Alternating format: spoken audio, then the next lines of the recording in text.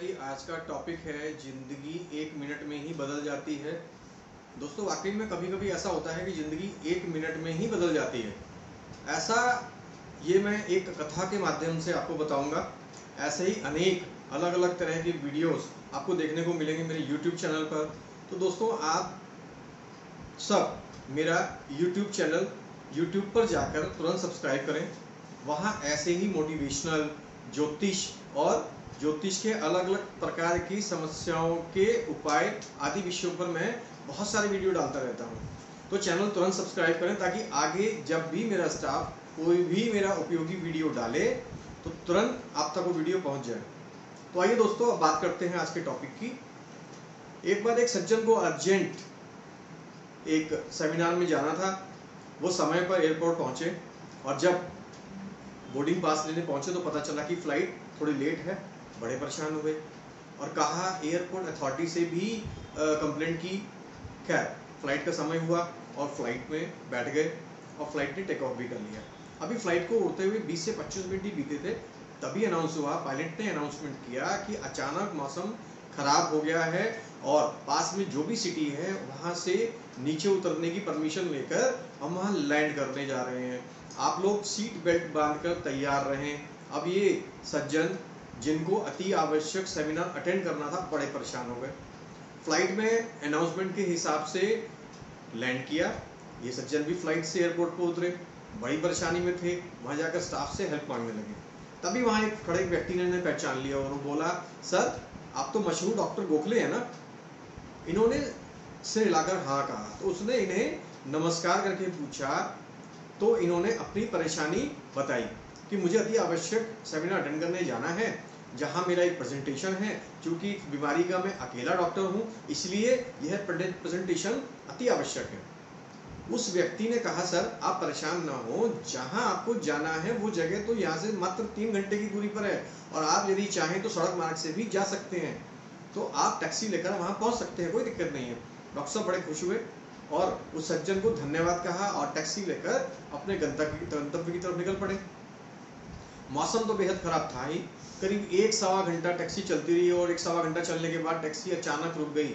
ये थोड़ा नींद में थे क्योंकि बैठे बैठे आंख लग गई थी। इन्होंने पूछा क्या हुआ, तो ड्राइवर ने कहा, सर जाम लगा हुआ है, पता करता हूँ। थोड़ी देर बाद ड्राइवर आया और ड्राइवर ने आकर के कहा कि सर आगे पेड़ गिर गए हैं इसलिए जाम लगा हुआ है, पता नहीं अब रात में खुलेगा या नहीं खुलेगा। आसमान से गिरे खजूर में अटके। इनकी ऐसी हालत हो गई। डॉक्टर साहब बड़े परेशान हुए और बोले, यार देखो भाई अगर कोई और रास्ता है तो मेरा पहुंचना बहुत ज़रूरी है। तब ड्राइवर ने कहा कि सर पीछे के गांव में एक रास्ता निकल के जाता है जो आगे जाकर इसी रोड पे आ जाता है, तो आप कहें तो वहाँ से हम जा सकते हैं। डॉक्टर साहब ने खुश होकर कहा, हाँ हाँ जल्दी चलो वहीं से चलो। तो ड्राइवर ने टैक्सी यूटर्न लिया, ड्राइवर उसी तरफ चल दिया। थोड़ी दूर गया और सड़क से नीचे उतर कर वो कच्चे रास्ते की तरफ जाने लगे। काफ़ी आगे जाने के बाद एक गांव दिखाई देने लगा।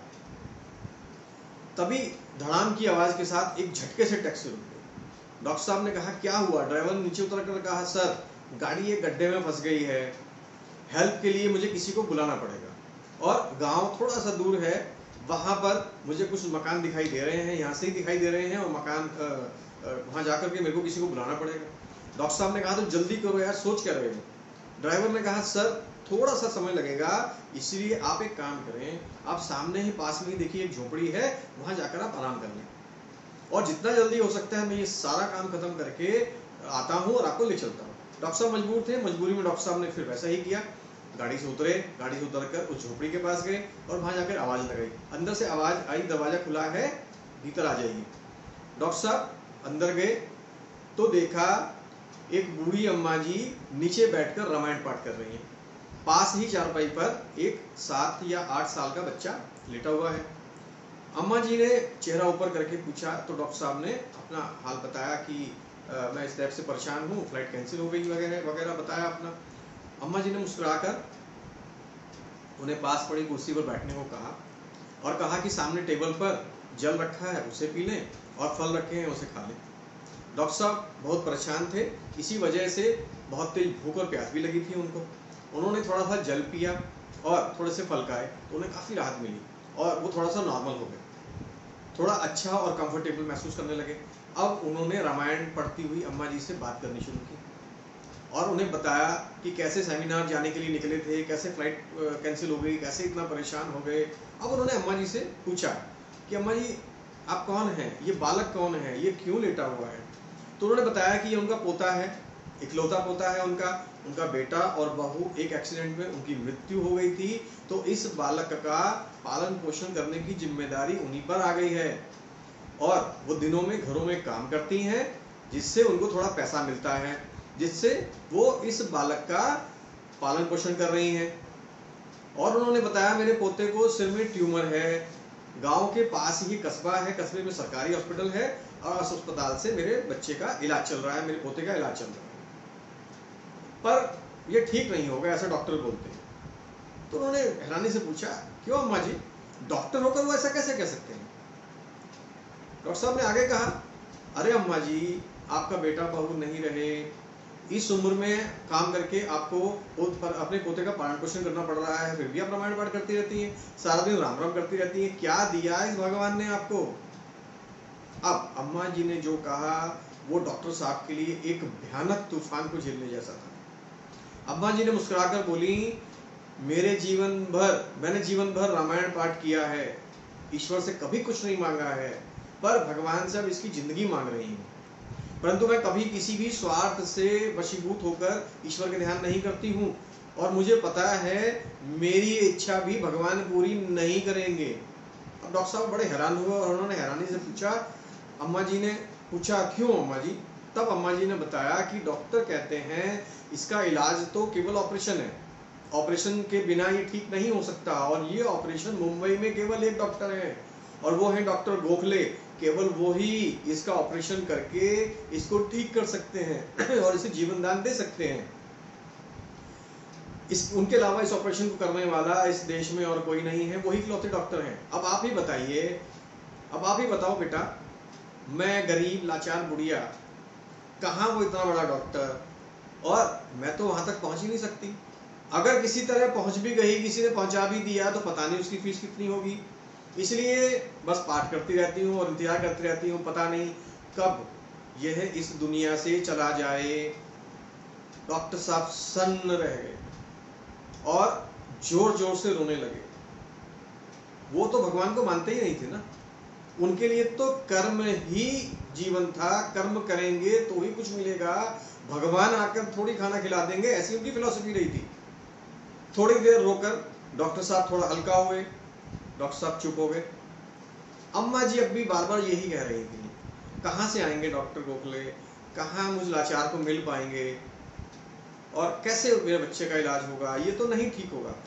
अब डॉक्टर साहब जैसे ही चुप हुए और उन्होंने ये सुना, उन्होंने दौड़कर अम्मा जी के चरण पकड़ लिए और कहा, अम्मा जी आ तो गया गोखले, मैं ही तो डॉक्टर गोखले हूँ, आपके भगवान ने मेरी फ्लाइट रोक दी, मेरी टैक्सी रोक दी, और इससे ज्यादा क्या चाहिए आपको। और कैसे आप कह रही हैं कि भगवान आपकी नहीं सुनेगा और भगवान इसको नहीं बचाएगा। इतने में टैक्सी का ड्राइवर भी आ जाता है। टैक्सी का ड्राइवर भी आ गया और आकर के उसने बोला कि सब कुछ ठीक हो गया डॉक्टर साहब, अब हम चलें। लेकिन डॉक्टर साहब ने अपना सारा प्रोग्राम कैंसिल कर दिया। उनकी समझ में बहुत कुछ आ चुका था, उनका जीवन बदलने वाला था। सुबह हुआ, डॉक्टर साहब उस बच्चे को लेकर मुंबई गए, उसका ऑपरेशन किया।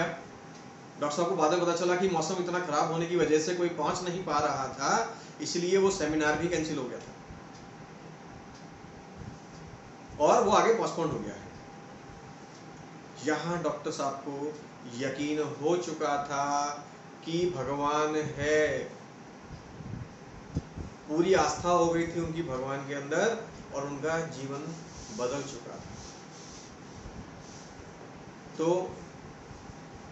दोस्तों, आज का जो मेरा था टॉपिक, उम्मीद करता हूँ आपको पसंद आया होगा। इसको आप लाइक कीजिए, आगे अपने दोस्तों को भेजिए और मेरे और आगे इसी तरह के मेरे और वीडियोस आते रहेंगे आपके सामने। तब तक के लिए मैं आपसे विदा लेता हूँ। जय श्री राम।